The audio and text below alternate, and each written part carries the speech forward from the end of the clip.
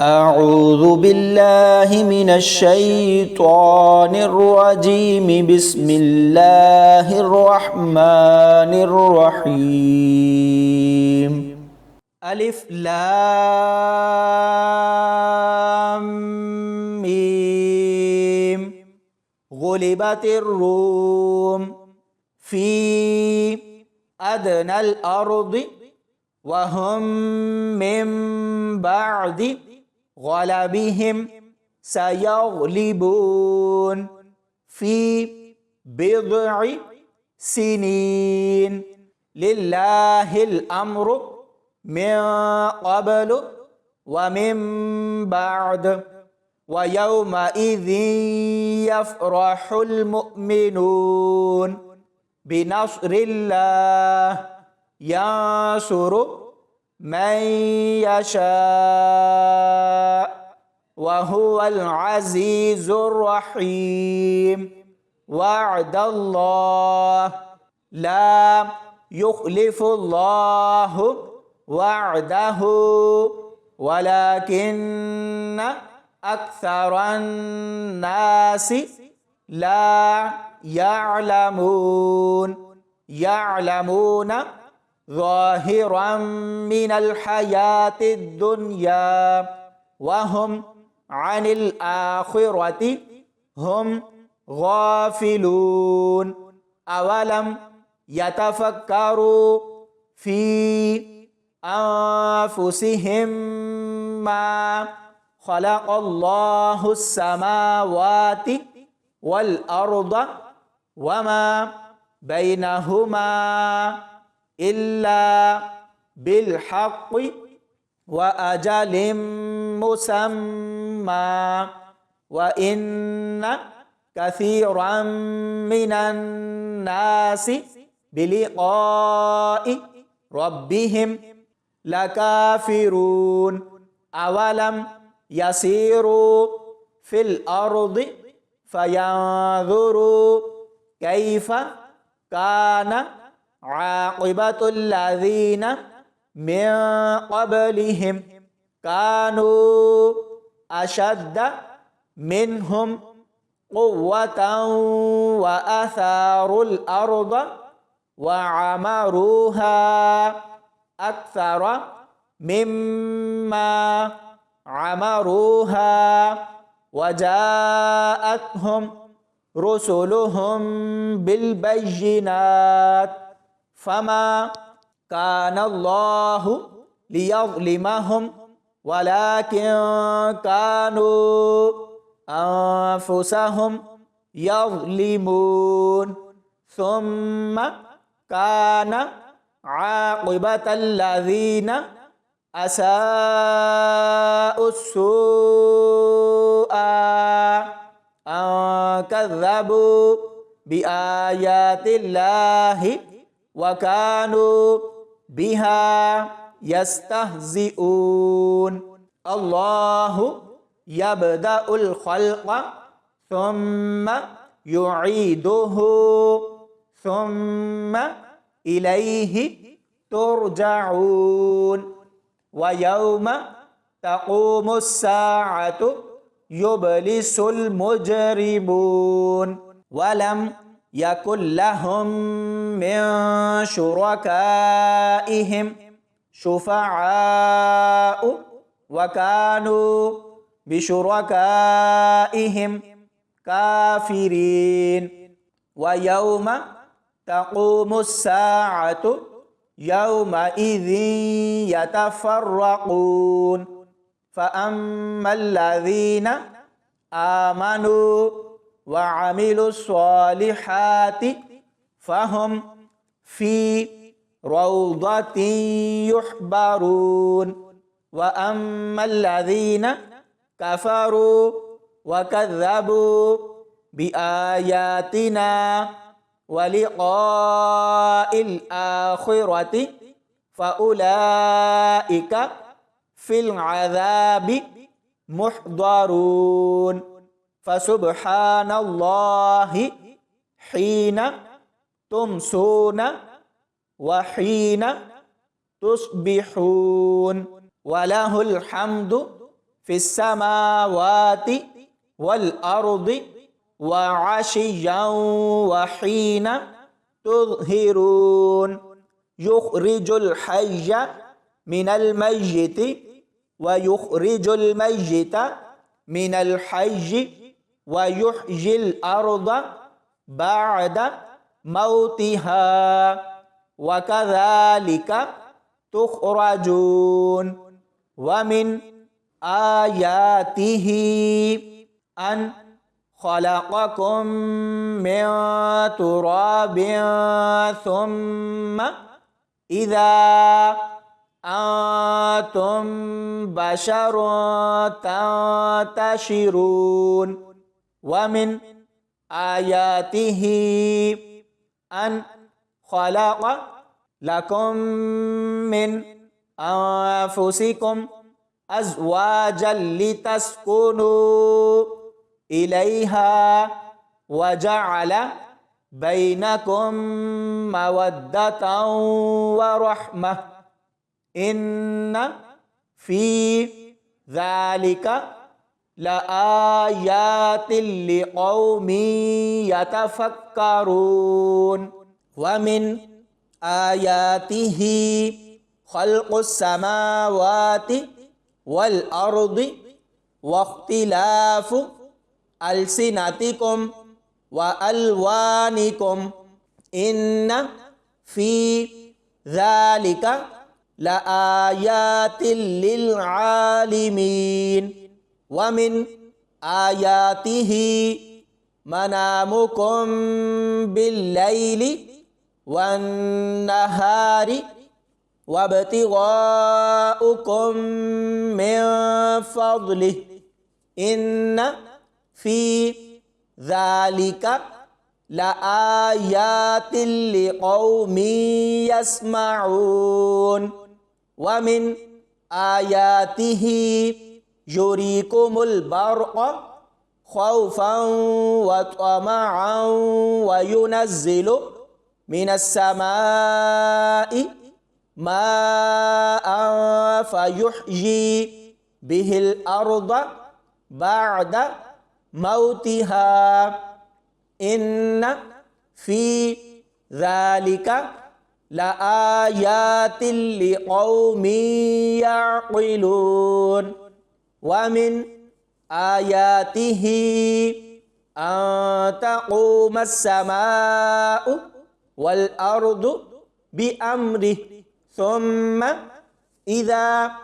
دعاكم دعوة من الأرض إذا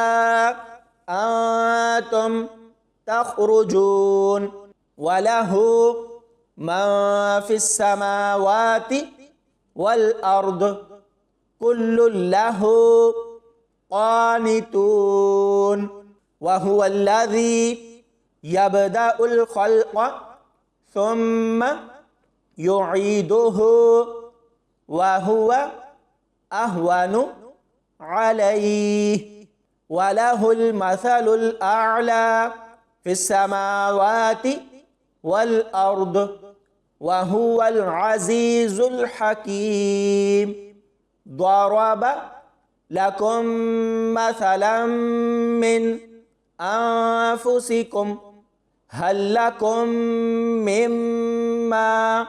ملكت أيمانكم من شركاء فيما رزقناكم فأنتم فيه سواء تخافونهم كخيفتكم أنفسكم كذلك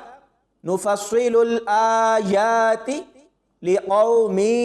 يعقلون بل اتبع الذين ظلموا أهواءهم بغير علم فمن يهدي من أضل الله وما لهم من ناصرين فأقم وجهك للدين حنيفا فطرة الله التي فطر الناس عليها لا تبديل لخلق الله ذلك الدين القيم ولكن أكثر الناس لا يعلمون منيبين إليه واتقوه وأقيموا الصلاة ولا تكونوا من المشركين من الذين فرقوا دينهم وكانوا شيعا كل حزب بما لديهم فرحون وإذا مس الناس ضر دعوا ربهم منيبين إليه ثم إذا أذاقهم منه رحمة إذا فريق منهم بربهم يشركون ليكفروا بما آتيناهم فتمتعوا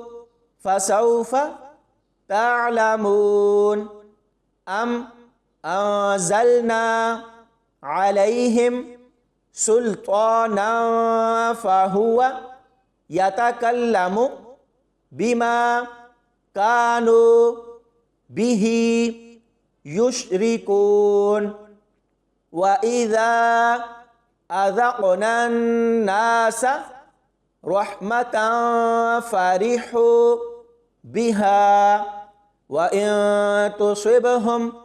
سيئة بما قدمت أيديهم إذا هم يقنطون أولم يروا أن الله يبسط الرزق لمن يشاء ويقدر إن في ذلك لآيات لقوم يؤمنون فآت ذا القربى حقه والمسكين وابن السبيل ذلك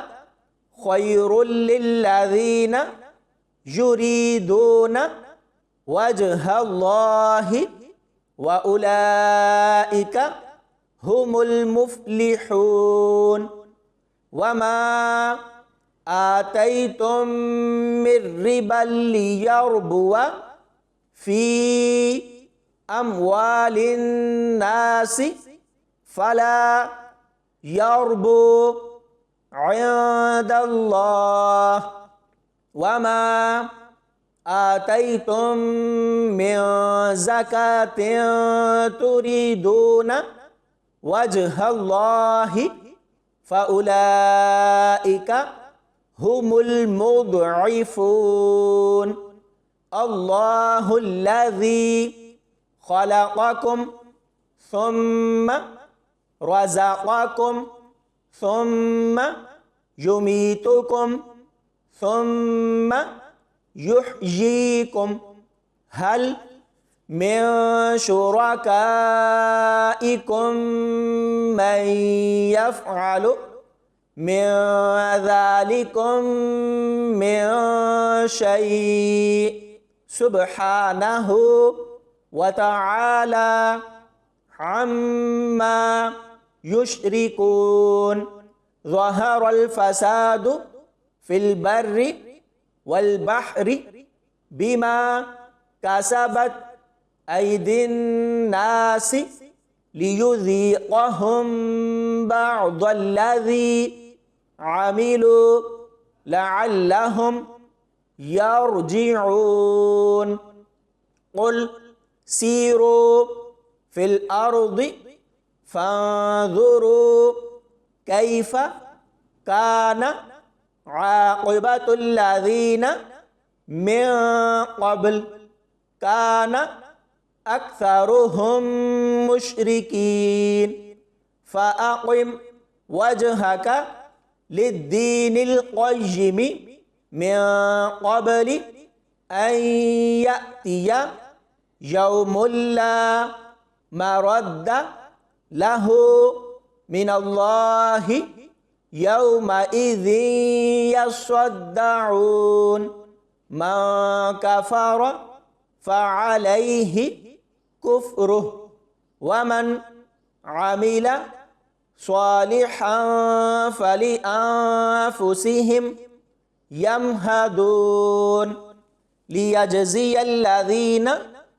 آمنوا وعملوا الصالحات من فضله إنه لا يحب الكافرين ومن آياته أن يرسل الرياح مبشرات وليذيقكم من رحمته ولتجري الفلك بأمره ولتبتغوا من فضله ولعلكم تشكرون ولقد أرسلنا من قبلك رسلا إلى قومهم فجاءوهم بالبينات فانتقمنا من الذين أجرموا وكان حقا علينا نصر المؤمنين الله الذي يرسل الرياح فتثير سحابا فيبسطه في السماء كيف يشاء ويجعله كسفا فترى الودق يخرج من خلاله فإذا أصاب به من يشاء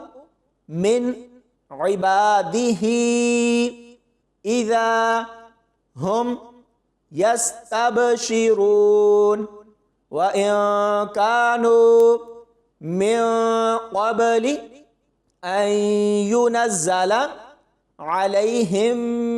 من قبله لمبلسين فانظر إلى آثار رحمة الله كيف يحيي الأرض بعد موتها إن ذلك لمحيي الموتى وهو على كل شيء قدير ولئن أرسلنا ريحا فرأوه مصفرا لظلوا من بعده يكفرون فإنك لا تسمع الموتى ولا تسمع الصم الدعاء إذا ولوا مدبرين وما أنت بهاد العمي عن ضلالتهم إن تسمع إلا من يؤمن بآياتنا فهم مسلمون الله الذي خلقكم من ضعف ثم جعل من بعد ضعف قوة ثم جعل من بعد قوة ضعفا وشيبة يخلق ما يشاء وهو العليم القدير ويوم تقوم الساعة يقسم المجرمون ما لبثوا غير ساعة كذلك كانوا يؤفكون وقال الذين أوتوا العلم والإيمان لقد لبثتم في كتاب الله إلى يوم البعث فهذا يوم البعث ولكنكم كنتم لا تعلمون فيومئذ لا ينفع الذين ظلموا معذرتهم ولا هم يستعتبون ولقد ضربنا للناس في هذا القرآن من كل مثل ولئن جئتهم بآية ليقولن الذين كفروا إن أنتم إلا مبطلون كذلك يطبع الله على قلوب الذين لا يعلمون فاصبر إن وعد الله حق ولا يستخفنك الذين لا يوقنون صدق الله العظيم.